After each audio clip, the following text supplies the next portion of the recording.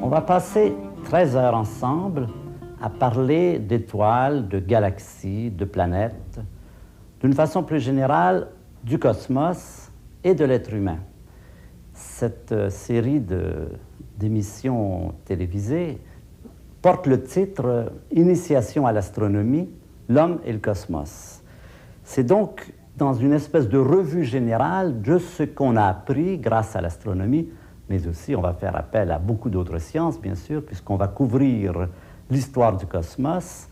Donc, dans cette initiation, on va essayer de retracer le passé de l'univers, et dans ce passé de l'univers, on va essayer de trouver les racines de l'existence des êtres humains, de nous-mêmes. On va passer à des sujets très variés. Le niveau, je dirais que le niveau, ça va être généralement relativement simple. Il va y avoir de belles images. On a l'avantage, grâce à l'astronomie, d'avoir de très beaux documents aujourd'hui. Quelquefois, ce sera un peu plus difficile. On va faire un tout petit peu de mathématiques, pas beaucoup. Ne vous effrayez pas, on ne fera pas d'équations compliquées, mais il faudra bien faire appel à certains moments à des notions mathématiques simples. Et je crois que c'est indispensable. On ne peut pas en faire l'économie si on veut essayer de comprendre ce qui s'est passé dans l'univers, ce qui se passe, comment fonctionnent les étoiles, les galaxies, les planètes et tout cela. Voilà donc en gros le résumé de nos 13 semaines. Et aujourd'hui, on va être très général. On va essayer de dégager de toute cette histoire qu'on va raconter en détail ce qu'on peut appeler une vision du monde. Quelle est la vision du monde qui se dégage des sciences aujourd'hui, en 1990? Comment le cosmos nous apparaît-il et comment nous situons-nous par rapport à lui? Donc cette première séance, cette première leçon s'appelle « L'histoire de la matière qui s'organise ». Et je voudrais vous en présenter un bref résumé par une séquence de photos qui va nous montrer comment, au cours des âges, la matière du cosmos s'est organisée à partir d'un chaos initial jusqu'aux formes extrêmement différenciées, extrêmement diverses et variées qu'elle prend aujourd'hui. Grâce à la radioastronomie en particulier, on a maintenant une image du plus lointain passé du monde. Ce sont les astronomes américains Penzias et Wilson qui, en 1965, nous ont donné cette image extraordinaire. Et qu'est-ce que l'on voit? Comment est-ce que l'on voit le cosmos il y a 15 milliards d'années? Eh bien, il est extrêmement différent de ce que nous connaissons aujourd'hui. Il est extrêmement chaud, des milliards de degrés, extrêmement dense, des densités fantastiques, extrêmement lumineux, une quantité extraordinaire de lumière, une espèce de flash énorme auquel on a donné le nom de Big Bang, et surtout, il est totalement désorganisé. Pour nous, c'est la caractéristique la plus importante. C'est le chaos. Le chaos, comme le poète grec Hésiode en a parlé. Ce chaos initial, eh bien, on le retrouve à cette époque. Qu'est-ce qu'on veut dire par chaos? Chaos dans le sens de absence de structure organisée. C'est un univers dans lequel il n'y a ni galaxie, ni étoiles, ni planètes, ni êtres humains et animaux et plantes, évidemment, mais même pas de molécules, de l'eau, du gaz carbonique, tout cela n'existe pas à cette période, même pas d'atomes, il n'y a pas de fer, il n'y a pas de carbone, il n'y a pas d'hydrogène, il n'y a pas d'uranium. Il y a quoi? Eh bien, il y a ce qu'on peut décrire comme étant une gigantesque purée de particules élémentaires. Que sont ces particules élémentaires? On ne le sait pas très bien, mais on pense par exemple qu'il pourrait s'agir des électrons du courant électrique, les photons de la lumière, et aussi une autre particule qui s'appelle le quark, Q-U-A-R-K, dont on va parler pas mal pendant toutes ces leçons. Qu'est-ce que c'est qu'une particule élémentaire? Eh bien, pour un physicien, une particule élémentaire, c'est quelque chose dont on ne pense pas que ce soit composé d'autres choses. Ce n'est pas un composé, ce n'est pas un agrégat, une association, c'est quelque chose qu'on ne pourrait pas décomposer encore plus. Eh bien voilà donc l'image de l'univers à cette période, cette image que nous renvoient donc ces radiotélescopes de Penzias et Wilson, un univers totalement désorganisé. Et par contraste, si on veut comparer avec l'état présent de l'univers, il nous suffit, par exemple, de considérer le monde tel que nous le voyons autour de nous, et en particulier nous-mêmes, notre propre corps. Nous sommes nous-mêmes composés de ces particules élémentaires, nous sommes composés de quarks, d'électrons, et il y a des photons qui assurent les échanges énergétiques. Eh bien, ces particules qui nous composent sont, en autant qu'on le sache, les mêmes que celles qui étaient présentes dans ce passé très lointain. La différence fondamentale, c'est qu'au lieu d'être libres, dissociées dans cette purée où elles ne faisaient guère autre chose que de se cogner les unes sur les autres et d'aller de gauche à droite, c'est le fait qu'elles sont imbriquées dans un organisme d'une complexité, d'une structuration, d'une sophistication extraordinaire, et que grâce à cet agencement, ces particules peuvent avoir un comportement cohérent. Notre corps est capable de faire des choses, et peut-être la chose la plus extraordinaire que nous sommes capables de faire, c'est de prendre conscience de nous-mêmes, c'est de regarder le monde autour de nous, de réaliser qu'il existe, et aussi de l'étudier. Et le simple fait de faire comme ici des cours d'astronomie, et pour vous d'écouter ces cours et d'essayer de comprendre comment ça marche, c'est déjà une très grande prouesse, une prouesse qui exige des milliards d'années d'organisation, tous ces phénomènes, tous ces processus qui nous font passer de ce chaos initial jusqu'à l'époque présente qui se distingue par son extraordinaire diversité. Alors, pendant ces leçons, je dirais que le résumé de ces 13 leçons, ça va être comment c'est arrivé, que savons-nous de cette histoire, comment se fait-il, par quel phénomène physique, chimique, biologique, biochimique, géologique, toutes les sciences y passent, est-ce que la matière, ces particules totalement désorganisées, sont arrivées progressivement à s'organiser et en certains lieux, en certains endroits, en tout cas sur la Terre, à obtenir cette possibilité d'avoir ce que nous appelons des propriétés émergentes comme la pensée, la conscience, la possibilité de se retourner sur son passé, de se poser des questions et d'essayer de comprendre comment tout cela est arrivé. Donc, cette première leçon va s'intituler « L'histoire de la matière qui s'organise ». Aujourd'hui, on va traiter les grands thèmes de cette histoire d'une façon très générale. On reprendra ensuite, chapitre par chapitre.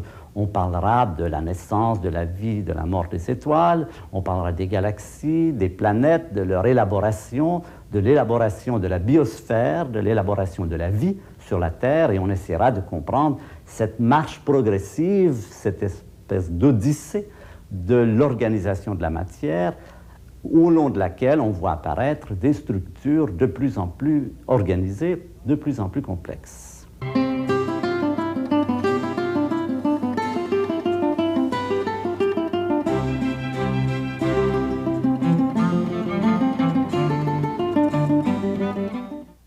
Nous allons maintenant voir quelques images en résumé de cette organisation.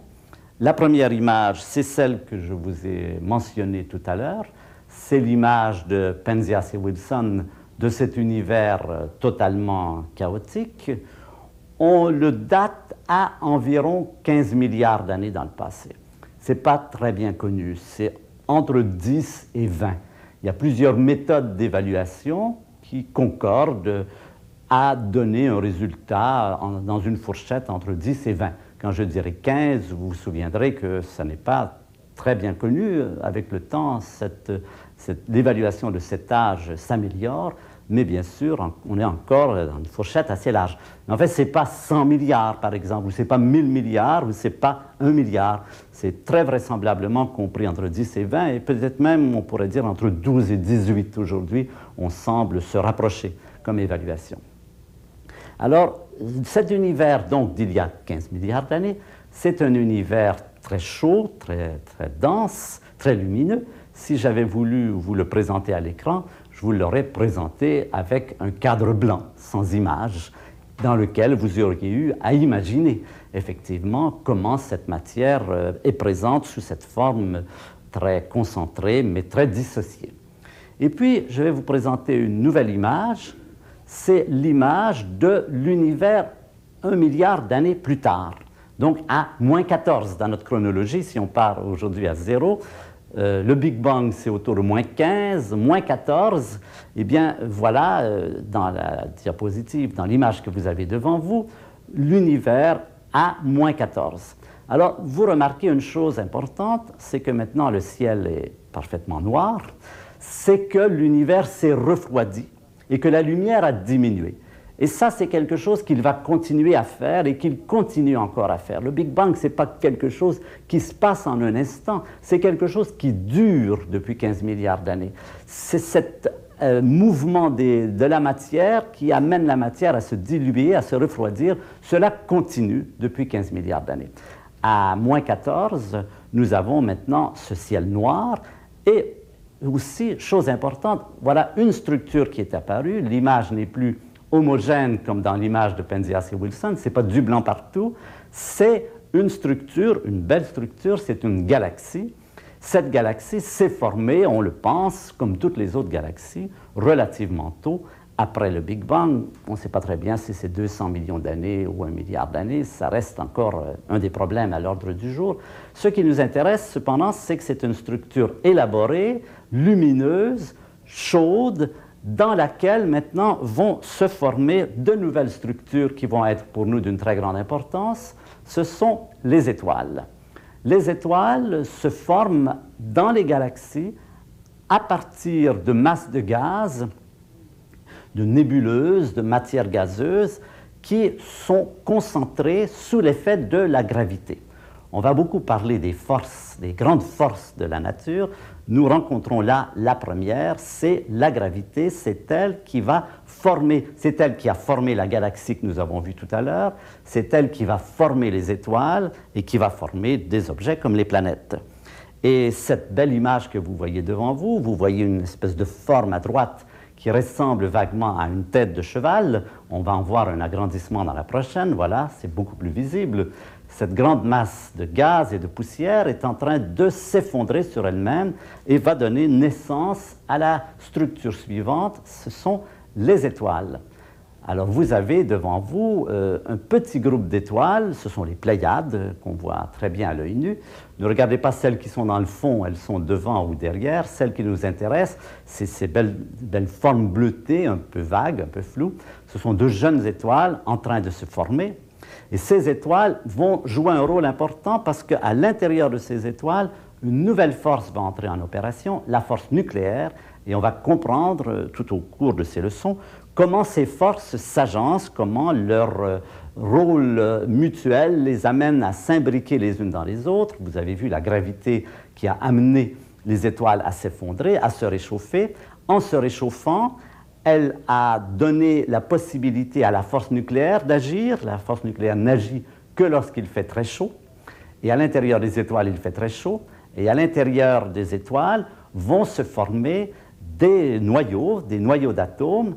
Et à partir de ces noyaux d'atomes, on va former des atomes comme par exemple le silicium, l'oxygène, c'est-à-dire les éléments des pierres. Ces atomes ensuite vont se rassembler et vont donner naissance aux planètes. Voilà l'image de notre planète, la Terre. Et sur cette Terre, l'organisation de la matière va se poursuivre et va donner naissance à ce phénomène extraordinaire qu'on appelle la vie.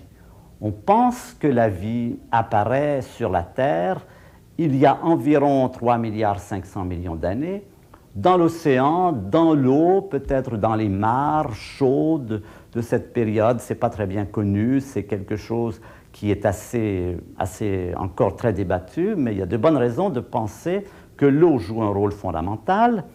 Et dans l'eau apparaissent les premières formes vivantes. Et après une très longue histoire d'élaboration, on voit la planète se peupler des plantes, des animaux. Là, vous avez une belle image d'un pommier en fleurs sur un champ de colza. Je crois que c'est une belle représentation de ce qu'est notre planète aujourd'hui, le monde végétal très élaboré, les multitudes de fleurs, d'arbres que nous connaissons, et aussi le monde animal qui donne naissance après coup à l'être humain. J'ai voulu vous présenter cette image d'un vieil ami qui est mort récemment, un peu plus de 100 ans, avec lequel je faisais beaucoup de jardinage. Et je pense que c'est pour moi un digne représentant de l'espèce humaine. Et cette espèce humaine, donc, qui va couvrir la planète et qui va commencer à se poser des questions, à se dire d'où je viens, comment se fait-il que je sois ici, quel est mon passé, et qui va décider de créer des instruments extrêmement sophistiqués aujourd'hui, que ce soit des télescopes comme celui que vous voyez là, ou des microscopes, ou des accélérateurs, ou des sondes spatiales. Il y a toute une batterie d'instruments, mais il y a toujours derrière cette fabrication de ces instruments la curiosité de connaître comment est fabriqué le monde.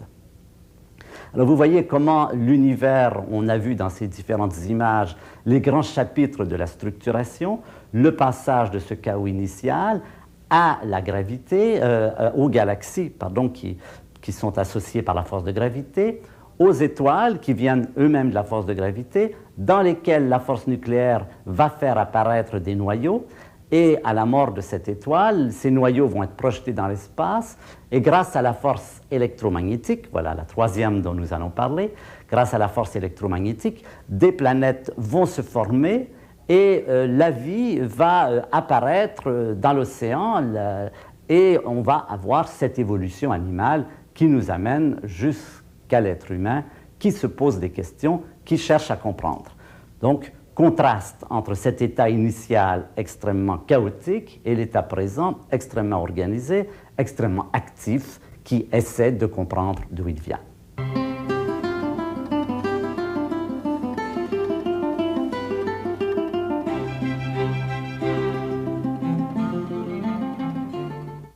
Cette belle histoire que je vais vous raconter, on la connaît, on l'a déchiffrée grâce à l'activité de milliers, même de centaines de milliers, peut-être même de millions de scientifiques, de chercheurs qui sont dans des laboratoires un peu partout sur la planète.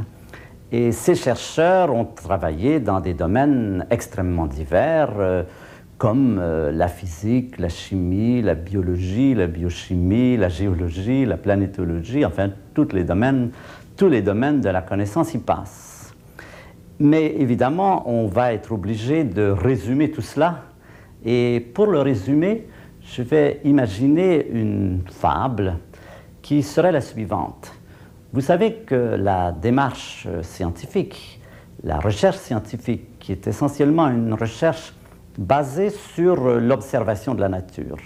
On regarde la nature, on fait des expériences, et ensuite on fait ce qu'on appelle des théories, c'est-à-dire qu'on essaie de comprendre ce qu'on a vu, et ces théories sont ensuite soumises à de nouvelles expériences qui peuvent soit la confirmer, soit l'infirmer, c'est-à-dire montrer qu'elle ne tient pas debout.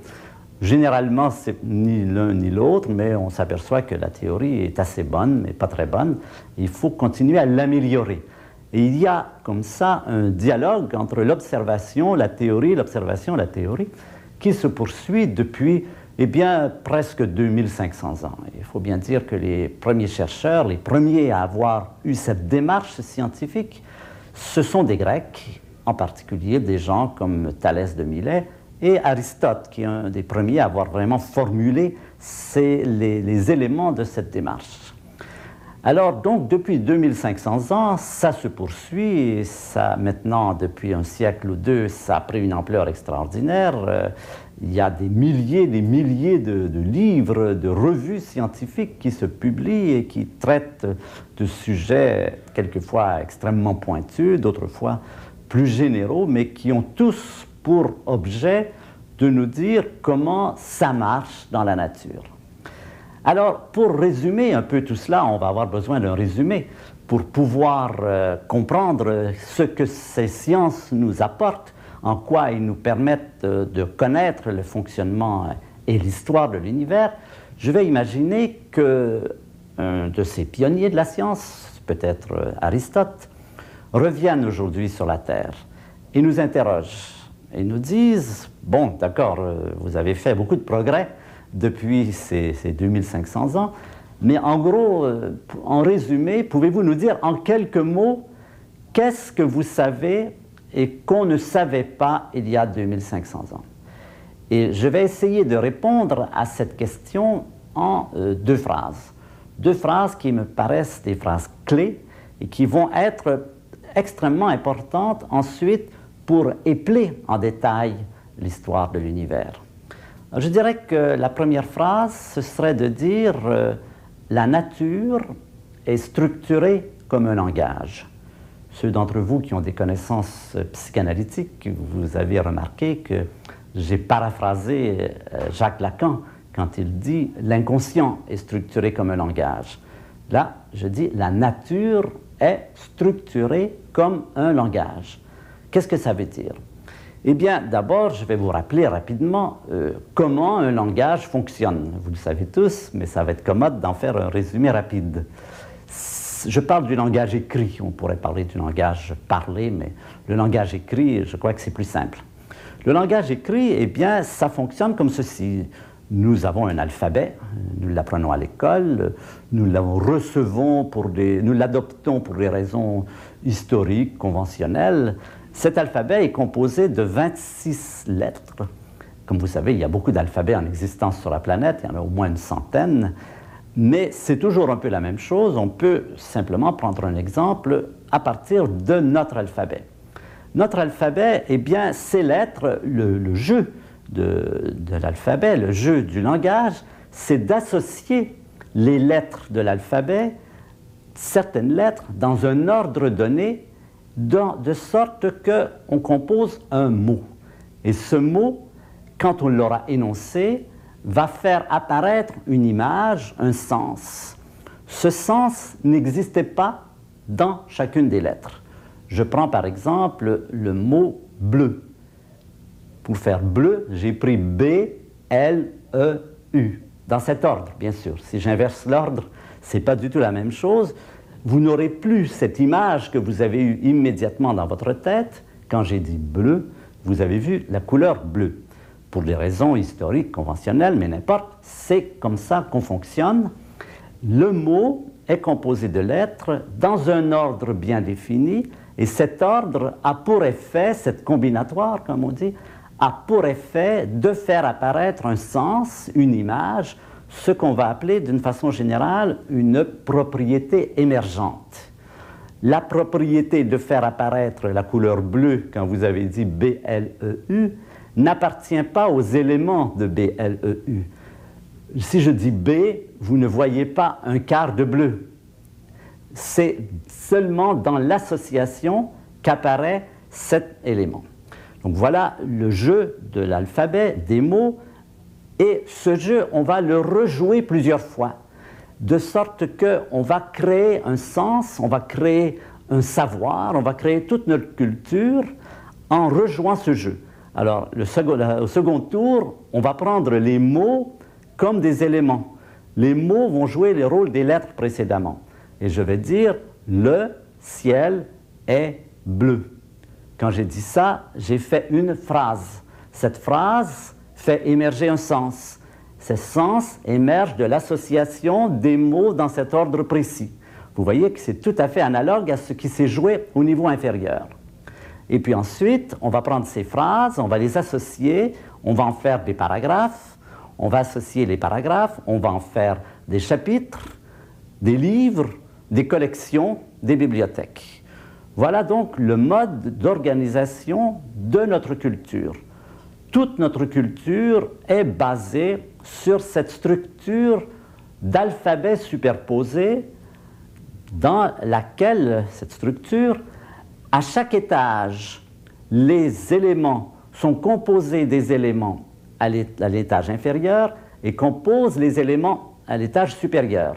Les mots sont composés de lettres et les mots composent des phrases. Eh bien, cette recette combinatoire, avec propriétés émergentes, structure superposée d'alphabet, cette recette que les êtres humains ont inventée il y a environ 6000 ans. C'est à peu près 6000 ans le début de l'alphabet, le début du langage écrit. Ça se passe quelque part dans le golfe Persique, là où nous avons en ce moment des problèmes de pétrole. Ça se passe à Sumer, à Mari, dans ces villes anciennes. Vraisemblablement aussi, l'alphabet est né en même temps en Inde, sur le bord du Gange, et en Chine. Probablement d'ailleurs que tous ces gens s'influençaient. Ces débuts du langage écrit ne sont probablement pas indépendants. Quoi qu'il en soit, cette façon d'organiser notre langage que nous avons, nous les êtres humains, inventée il y a à peu près 6000 ans, eh bien, ce qu'on découvre, ce que les sciences nous disent, c'est que c'est aussi le mode d'expression de l'organisation de la nature. Nous avons découvert que la nature se sert elle-même d'une structure, d'une pyramide d'alphabets superposés avec la même chose, des éléments qu'on associe pour faire apparaître des propriétés émergentes et que ces nouveaux éléments, on les associe à nouveau avec des propriétés, nouvelles propriétés qui sont de plus en plus efficaces, de plus en plus performantes, de plus en plus riches en possibilités d'action. De sorte que, au point de vue strictement chronologique, au lieu de dire la nature est structurée comme un langage, il vaudrait mieux dire le langage est structuré comme la nature, puisque la nature avait inventé ça il y a 15 milliards d'années, et nous l'avons redécouvert, pourrait-on dire, qu'il y a environ 6000 ans. Alors, cette première phrase, la nature est structurée comme un langage, je vais maintenant l'éclairer en vous montrant quels sont les alphabets de la nature, quelles sont les lettres, les mots de la nature, et comment elle associe des lettres pour en faire des mots. Pour nous, pour associer les lettres, pour en faire des mots, dans un texte écrit, simplement, on colle ensemble, on approche des lettres et on laisse des blancs. C'est la façon de lire, pour montrer que le mot commence là, se termine là. Pour la nature, ça va impliquer quelque chose de plus compliqué, qui est l'existence des forces de la nature. Alors, je vais vous présenter maintenant cette fameuse structure, cette fameuse pyramide de la complexité, dans laquelle on a ici les lettres et les mots de la nature. Je vais vous montrer, par exemple, prenons ce niveau-ci, molécule par rapport au niveau atome. On peut dire que les molécules sont aux atomes ce que les mots sont aux lettres. Je vais vous donner un exemple. Prenons de l'eau. De l'eau, c'est une substance, c'est la molécule d'eau. Cette substance est composée d'atomes, 2 hydrogènes, 1 oxygène. Les lettres de la molécule O sont les atomes hydrogène, hydrogène, oxygène. Quand vous mettez ensemble de l'hydrogène et de l'oxygène, vous faites de l'eau dans la proportion que j'ai dit, parce qu'autrement vous pouvez faire autre chose, comme du peroxyde d'oxygène qui n'a pas les mêmes propriétés. Et quand vous les mettez ensemble, selon les proportions voulues, 2 hydrogènes et 1 oxygène, vous faites apparaître une substance qui est l'eau et qui a des propriétés émergentes, dont la plus connue, celle dont on se sert le plus, c'est le fait que l'eau est un solvant. L'eau est un solvant, mais ni l'hydrogène ni l'oxygène ne sont des solvants. C'est seulement quand vous les mettez ensemble, dans cette combinatoire, qu'apparaît cette propriété qui est d'être un solvant.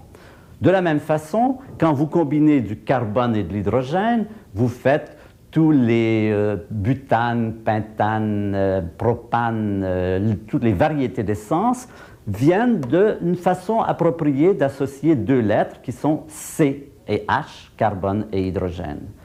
Quand vous mettez ensemble carbone, hydrogène, oxygène, alors là, vous faites des structures extrêmement variées que sont les protéines. En certains cas, il faut y ajouter de l'azote et de quelques autres, mais vous avez toujours ce rapport de les molécules sont des mots par rapport aux atomes qui sont des lettres. Et on peut dire d'une certaine façon que l'histoire de la chimie entre le XVIIe siècle, où elle s'appelait plutôt l'alchimie, et le XIXe, XXe siècle, où elle devient vraiment la chimie, c'est l'histoire de comment comment les chimistes ont pu déterminer quel est l'alphabet des molécules. Cet alphabet, ce sont les atomes, en d'autres mots, ce qu'on appelle les éléments chimiques. Il y a une centaine d'éléments chimiques qui sont répertoriés sur la table de Mendeleïev que vous trouvez sur les murs de tous nos enseignements d'éducation. Eh bien, avec ces quelques 100 éléments chimiques, un peu moins qui sont stables, on peut faire une quantité de molécules absolument gigantesque. Et encore une fois, l'histoire de la chimie, ça a été de répertorier, d'arriver à déterminer, à découvrir que les molécules que l'on pensait être des substances simples, indécomposables, sont en fait composées d'atomes, ces atomes étant tous les éléments chimiques que nous connaissons, qui sont le carbone, le fer, l'oxygène, le plomb, l'or, l'argent, enfin, il y en a une centaine donc. Et donc, dans ce sens, on voit déjà apparaître entre ces deux étages un rapport mot-lettre.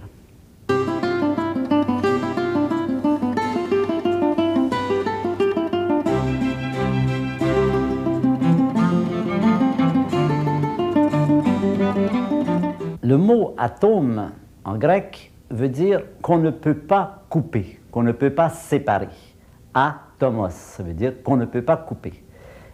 Pendant longtemps, effectivement, on a cru que les atomes ne peuvent pas être séparés, ne sont pas des mots par rapport à un alphabet encore plus intime.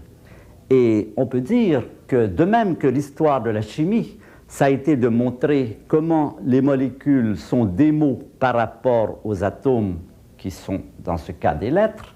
L'histoire de la physique, entre 1900 et 1950, ça a été de montrer que les atomes, les noyaux des atomes plus exactement, sont des mots par rapport à un alphabet qui est composé cette fois de deux lettres seulement, proton et neutron. Il a fallu, bien sûr, casser les atomes pour cela. Et pour les casser, il faut des accélérateurs. Et ces accélérateurs, entre 1900 et 1950, donc, ont réussi à montrer que tous les atomes que nous connaissons, tous les noyaux d'atomes, et atomes quand on met des électrons, sont composés de protons et de neutrons. Pour vous donner un exemple, le carbone, le noyau de carbone, est composé de 6 protons et 6 neutrons. Le noyau d'azote de 7 protons et 7 neutrons, le noyau de fer de 26 protons et 30 neutrons, et le noyau d'uranium de 92 protons et 145 neutrons. Et qu'en associant protons et neutrons dans des combinaisons donc bien définies, on retrouve encore l'alphabet, on peut fabriquer tous les noyaux d'atomes, il y en a environ plus de 1000 aujourd'hui, qui sont tous des mots par rapport à cette structure en deux lettres, cet alphabet en deux lettres, proton et neutron. Voilà donc une nouvelle exploration de cette échelle de la complexité, celle-ci. Vers les années 1950, quand j'étais étudiant aux États-Unis, au début des années 60, nos professeurs nous disaient que les neutrons et les protons étaient de vraies particules élémentaires. Particules élémentaires, c'est quelque chose qui serait comme les lettres dans l'alphabet. Les lettres, bien sûr, ne sont pas décomposées comme les mots sont décomposés. Les lettres, c'est la structure de base de la pyramide, c'est le bas donc de la pyramide, et on ne peut pas descendre plus bas. Eh bien, en physique, on appellera particules élémentaires l'équivalent des lettres, c'est-à-dire les particules qui ne pourraient pas être décomposées. Et à cette période, de même que les Grecs étaient convaincus que les atomes étaient en quelque sorte les lettres, le bas de la pyramide, les physiciens pensaient que les neutrons et les protons étaient eux-mêmes le bas de la pyramide. Et je me souviens de nos professeurs, un astrophysicien dont on va parler souvent, qui s'appelle Georges Gamow, qui a eu beaucoup d'intuitions très justes. Cette fois, il s'était lourdement trompé, puisqu'il nous annonçait qu'il était prêt à parier la moitié de sa fortune, et c'était un homme très riche, la moitié de sa fortune, que jamais on ne pourrait séparer les neutrons et les protons, que jamais on ne pourrait montrer que ces entités sont eux-mêmes des mots par rapport à un autre alphabet. Eh bien, malheureusement pour nous, aucun d'entre nous n'a relevé le pari, parce qu'en 1980, entre 1950 et 1990, l'histoire de la physique, ça a été de découvrir que les neutrons et les protons sont eux-mêmes des mots par rapport à un alphabet encore plus élémentaire que nous appelons l'alphabet des quarks. Quarks, c'est des particules, il y en a plusieurs sortes, mais seulement deux sortes vont nous importer. Il y a ce que nous appelons le quark U et le quark D. Ça vient de up et down, ils n'ont rien de up ou down, ils ne sont pas haut ou bas. Il y a d'autres quarks qui s'appellent le quark étrange, le quark charmé, tout ça, ça vient de l'imagination des fantaisistes, des physiciens. Ce sont des noms qu'on leur a donnés. Mais le proton, par exemple, est composé de deux quarks U et un quark D. Et le neutron de deux quarks D et un quark U. Donc vous voyez à nouveau la même structure en alphabet. Vous associez les quarks U et les quarks D dans des proportions différentes et vous obtenez soit des protons, soit des neutrons. Et aujourd'hui, pour la physique des particules, la physique des particules élémentaires, les quarks ainsi que les électrons et les photons sont des particules dont on n'a pas de raison de penser qu'elles sont des mots par rapport à un autre alphabet. Je crois qu'aujourd'hui, les physiciens sont devenus plus prudents et que personne ne parierait sur la possibilité que les quarks et les électrons viennent en fait d'un alphabet à un niveau encore plus bas. Comment pouvons-nous le savoir? Eh bien, c'est toujours la question d'obtenir un scalpel, un bistouri, un couteau qui vous permettent de les casser et d'aller voir ce que ces particules ont dans le ventre. Ces scalpels s'appellent des accélérateurs, et plus on descend dans l'échelle, plus on obtient des structures qui sont extrêmement fortement liées, et donc il faut des instruments, des accélérateurs de plus en plus puissants. Aujourd'hui, avec nos accélérateurs contemporains, nous n'avons aucune information, aucune raison de penser que les quarks et les électrons sont composés de particules d'un alphabet à un niveau encore inférieur. Mais c'est une situation qui peut changer. Nous avons en chantier des accélérateurs géants. Il y a par exemple aux États-Unis un projet d'un accélérateur qui sera dans le Texas, dont l'énergie dépassera des dizaines de trillions d'électronvolts. Et on peut penser que d'ici l'an 2000 ou plus, nous saurons s'il faut encore descendre un étage, si les quarks et les électrons sont des mots par rapport à une autre entité, un autre alphabet. Et puis, bien sûr, se reposera encore la question, même si on arrive à descendre, il y aura toujours la possibilité que ça puisse continuer. La différence avec le langage, bien sûr, c'est que dans le cas du langage, il y a le bas de la pyramide, ce sont les lettres. Mais dans le cas de la physique, rien ne nous dit que nous avons atteint le bas, rien ne nous dit même s'il y a telle chose comme un bas, rien ne nous dit si cette façon de décrire la réalité est encore valable à des niveaux inférieurs. Tout cela, c'est de la recherche en cours, c'est des choses qu'on est en train d'explorer. Donc, histoire de la physique de 1950 à 1980, c'est découverte que les quarks et les électrons sont les quarks en particulier, mais d'une façon plus générale, ces particules-ci s'associent pour donner ces particules et qu'ensuite les neutrons et les protons s'associent pour donner les atomes, les noyaux d'atomes. C'était l'histoire de la physique entre 1900 et 1950.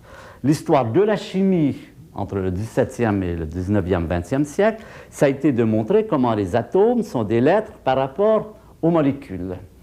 Les niveaux supérieurs ont été étudiés par les biochimistes et par les chimistes. Et on a pu montrer que les cellules vivantes, les bactéries, les virus, sont en fait, peuvent être considérés comme des mots par rapport à des molécules qui en certains cas sont des molécules gigantesques, les protéines, l'ADN, mais qu'il y a également un rapport mot-lettre entre les cellules vivantes et les molécules étudiées par la biochimie. Je dirais que ça, c'est le domaine de la biochimie. Et le domaine de la biologie, ça a été de montrer que les organismes vivants, les plantes, les animaux, nous-mêmes, nous sommes composés d'un certain nombre d'une certaine variété de cellules. Il y a environ 200 types de cellules qui entrent dans la composition des mammifères et que selon que ces cellules sont dosées de telle ou telle façon, vous obtenez un être humain, un kangourou, une pervenche, un colibri, et toute la variété des plantes et des animaux. Donc, quand on a mis tout ça ensemble, on voit qu'on a découvert la pyramide des alphabets de la nature, que la nature procède comme le langage écrit, avec des associations, avec apparition de nouveaux systèmes. Ces nouveaux systèmes ont des propriétés émergentes, et ces propriétés émergentes sont de plus en plus performantes, je dirais. J'emploie le mot performant dans le sens anglais du terme, on va y venir assez régulièrement. Ça veut dire la capacité de faire des choses, ça veut dire la capacité d'interagir avec l'univers, la capacité d'avoir un comportement ou une interaction plus diverse, plus différenciée. Les neutrons et les protons ont une interaction relativement simple. Quand on arrive au niveau des atomes, il y a des possibilités d'avoir des états excités d'échange d'énergie avec la lumière, avec d'autres particules. Quand on arrive aux molécules, c'est encore plus complexe et à mesure que l'on monte, on voit des apparitions de propriétés émergentes, de capacités d'interaction qui sont de plus en plus riches. Et bien sûr, au niveau supérieur, ici, il y a les plantes, les animaux et nous-mêmes. Et on peut considérer que la pensée, la conscience, d'une certaine façon, sont des propriétés émergentes de cette association. Je ne prends pas là une position matérialiste qui consisterait à dire que la pensée est au corps ce que la bile est au foie. Je pense que ce point de vue réductionniste est tout à fait insuffisant. Ce n'est pas que cela, mais il y a certainement, dans l'apparition de ces structures, on voit que l'apparition de ces structures complexes s'associe à la capacité d'avoir une performance intellectuelle, une conscience et une possibilité de se poser des questions, ce qui est toujours notre thème principal, l'être humain qui se pose des questions et qui établit des appareils pour essayer de comprendre comment ça marche. Qu'est-ce qu'on mettrait au niveau supérieur ici? Eh bien, je crois qu'on peut en discuter assez longtemps. Je pense que, par exemple, les sociétés animales pourraient se placer là.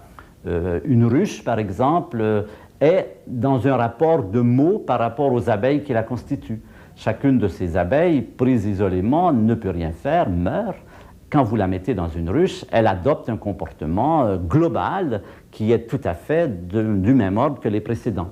On peut dire la même chose des fourmis, on peut dire la même chose des termites par rapport à la termitière, des fourmis par rapport à la fourmilière.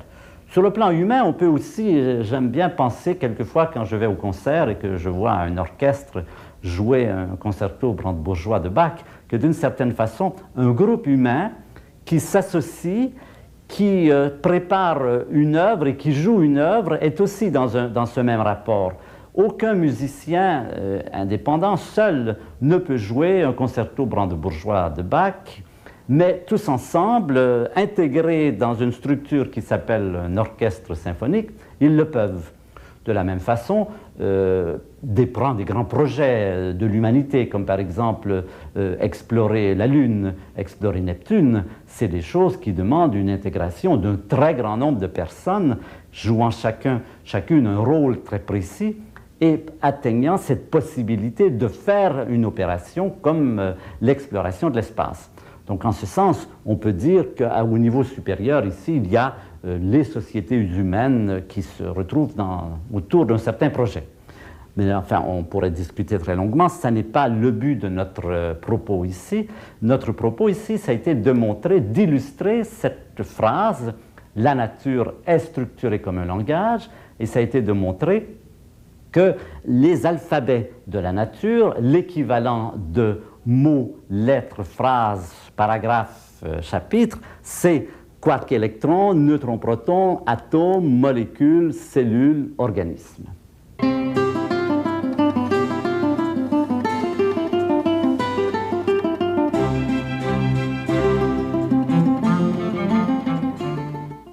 Dans le langage écrit, les mots sont simplement représentés en mettant ensemble des lettres et en laissant des espaces blancs, comme je l'ai dit tout à l'heure, entre les mots. Dans la nature, ce qui joue un rôle équivalent, ce sont les forces. Maintenant, nous allons parler de ces fameuses forces de la nature qui sont en quelque sorte la colle ou la soudure qui permettent à ces lettres de se souder en mots et aux mots de se souder en phrases. Il y a trois grandes forces essentiellement qui jouent un rôle fondamental, un rôle de soudure. Il y a 4 forces en physique. Les physiciens dénombrent 4 forces différentes. 3 seulement jouent un rôle de soudure ou de colle. Il y a la force nucléaire, la force électromagnétique et la force de gravité. On va parler de chacune de ces forces tour à tour. La plus puissante, la plus forte, celle qui joue au niveau le plus petit, le plus élémentaire, c'est la force nucléaire.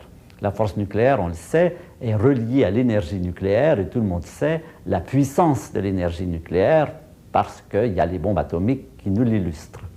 La force nucléaire est l'élément de soudure au niveau le plus bas ici.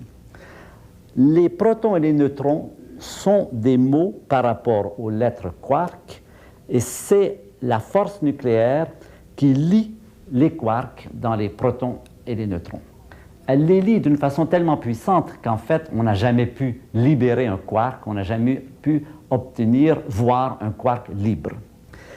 Et c'est encore la même force nucléaire, mais dans une version relativement affaiblie qui va lier les protons et les neutrons à l'intérieur des atomes. Par exemple, dans un noyau de carbone, les 6 protons et les 6 neutrons sont liés par la force nucléaire, encore une fois, dans une version relativement affaiblie.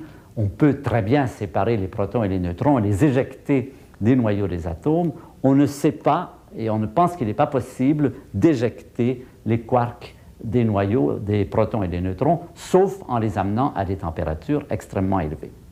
Alors, comment ça fonctionne? Comment ça se passe quand 2 particules, par exemple un proton et un neutron, se lient ensemble pour former un noyau? C'est le noyau le plus simple, celui que nous appelons le deutéron ou le noyau du deutérium.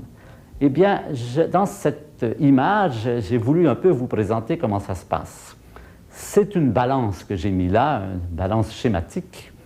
Et à gauche, vous avez le proton et le neutron libres. Quand on les associe, on obtient le deutéron que vous voyez sur le plateau de droite. Et ce deutéron a comme caractéristique d'être plus léger que le proton et le neutron. La masse du deutéron est plus faible que la masse du proton et du neutron. Qu'est-ce qui se passe au moment de la fusion, quand on les met ensemble? Il se passe qu'il y a de l'énergie qui est dégagée. Cette énergie est éjectée sous forme d'un photon, d'un grain de lumière, de relativement grande énergie à ce moment-là. Comme vous savez, dans le cadre de la physique moderne, dans le cadre de la théorie d'Einstein, qui est la bonne théorie pour décrire ce comportement, on peut transformer de l'énergie en masse, de la masse en énergie.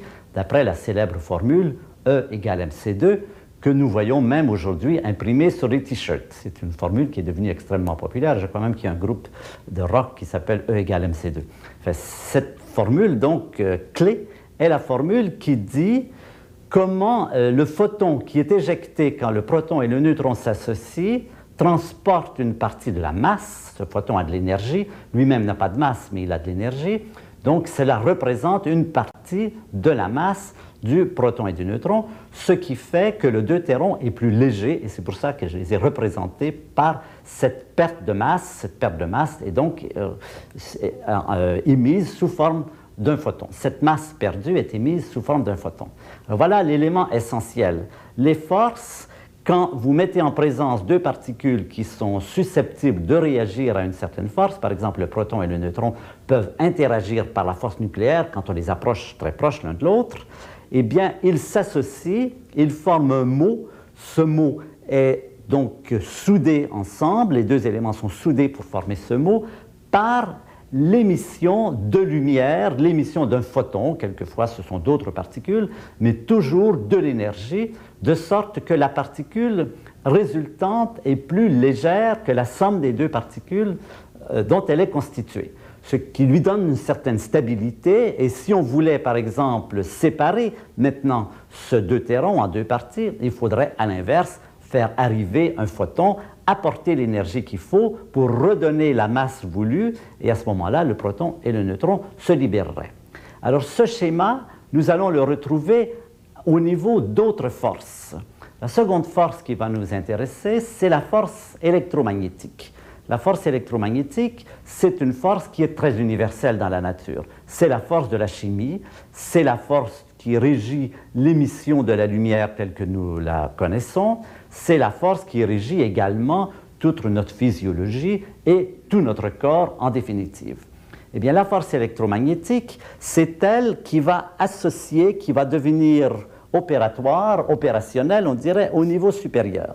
Les protons et les neutrons s'associent par la force nucléaire pour donner des noyaux d'atomes, mais autour de ces noyaux d'atomes, des électrons peuvent se mettre en orbite qui sont attachés, associés par la force électromagnétique.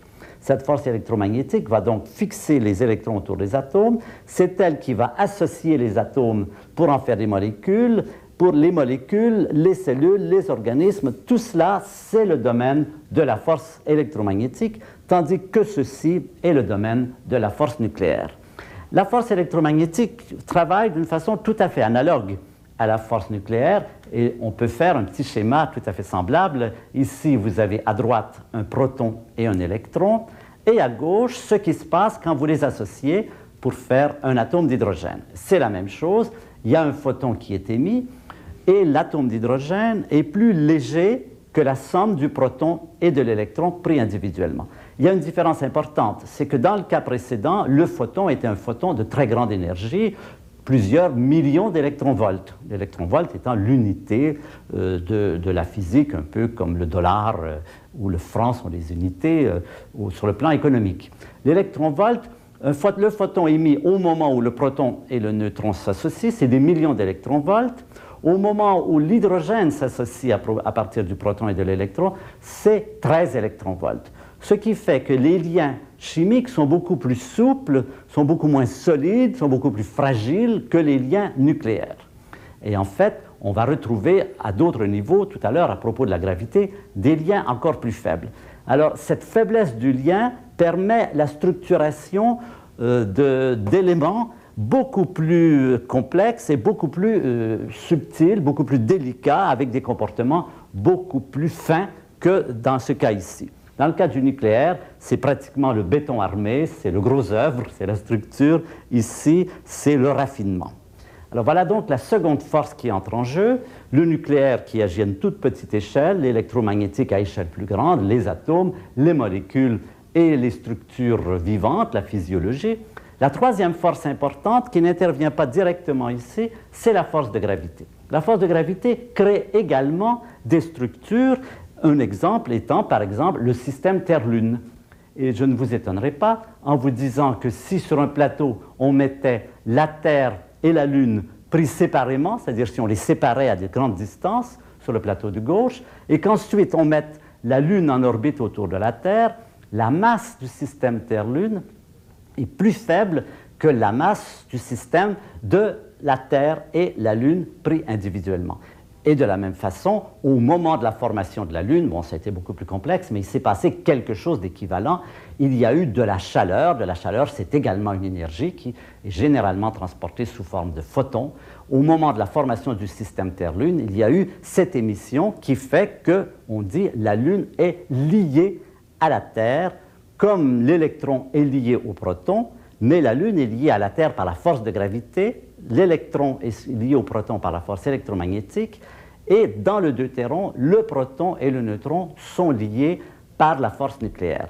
Alors vous voyez toujours le même schéma, émission d'énergie, formation d'une structure, une structure qui peut être très puissante dans le cas du nucléaire, beaucoup plus faible dans le cas de l'électromagnétique, et relativement, mais là il faut apporter des distinctions, encore plus faibles dans le cas de la gravité, et les dimensions sont évidemment très différentes. Le nucléon et le proton et le neutron forment des structures très petites, mais très fortes.